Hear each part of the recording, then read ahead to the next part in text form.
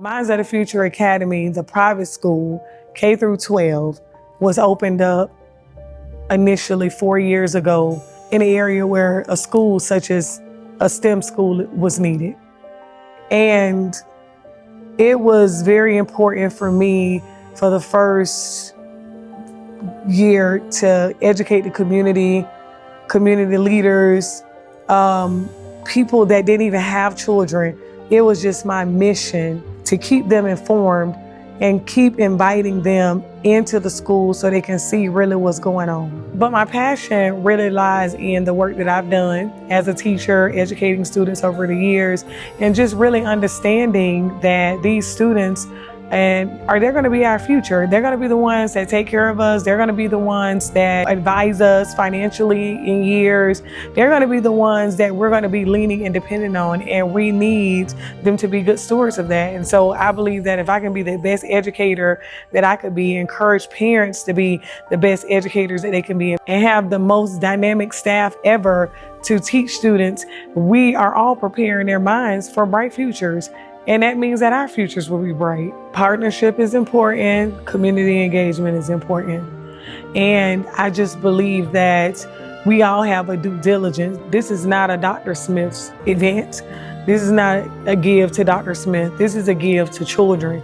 This is a give to academics. This is a give to education. This is a give to STEM. This is a give to all the things that encompass a child being successful educationally.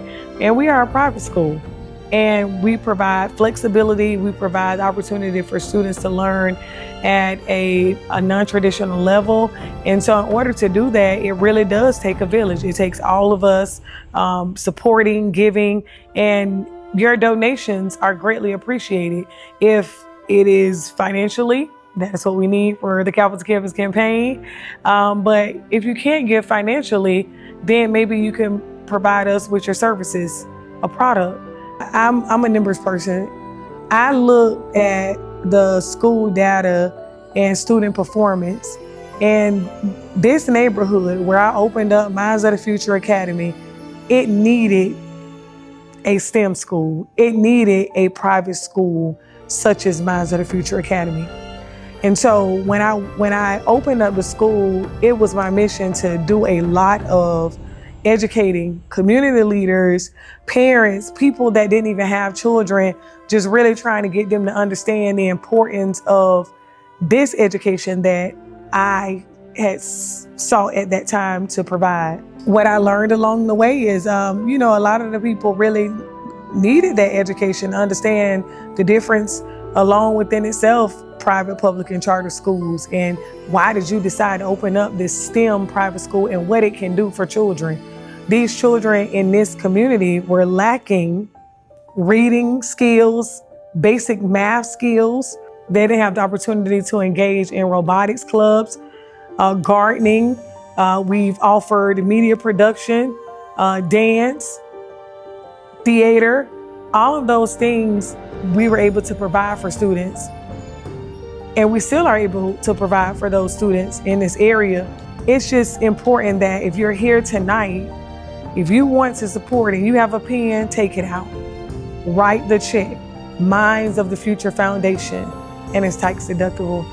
So we definitely need your support to keep those programs going.